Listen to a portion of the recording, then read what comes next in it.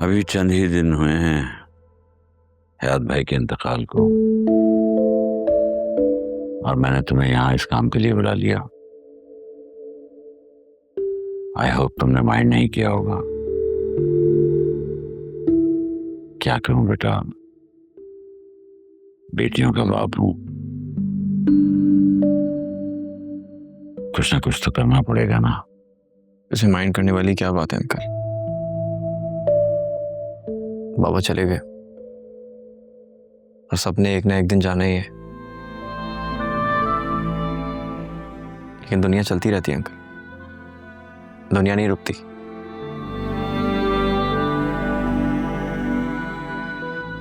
अगर मुझे पता होता आप लोग इतने परेशान हैं इस चीज को लेके, तो मैं आप लोगों से पहले ही कांटेक्ट कर लेता। मुझे बिल्कुल नहीं समझ आ रही कि मैं क्या करूं। क्या मुझे सुल्तान से बात करनी चाहिए?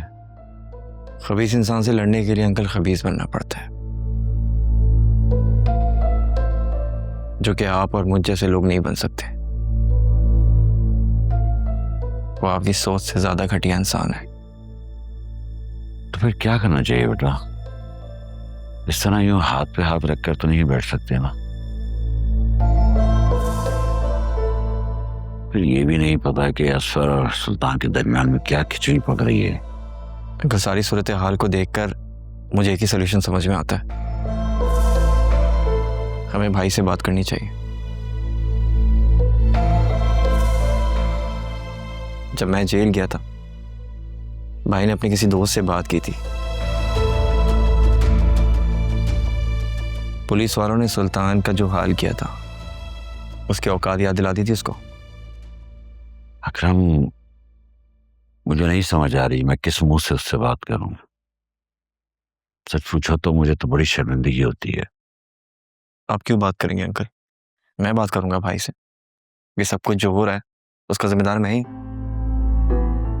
लेकिन उसे तो ये भी नहीं पता कि तुम और फिजा। अंकल भाई को सब मालूम है, लेकिन अब इससे कोई फर्क नहीं पड़ता। देखो बेटा, मैं लड़कियों का बाप हूं। मुझे कहने से पहले भी सोचना पड़ता है और कहने के बाद भी। इसलिए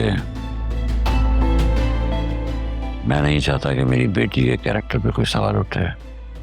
अंकल मैं आपसे वादा करता हूं, फिजा के ऊपर कोई उंगली नहीं उठाएगा।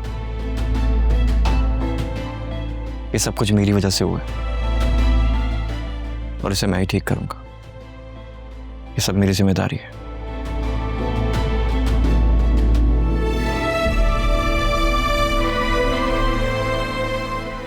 तुमने मेरे दिल का बोझ हल्का कर दिया। ऐसे सच पूछो तो हम 2 हफ्तों से घर में ही छुपे बैठे।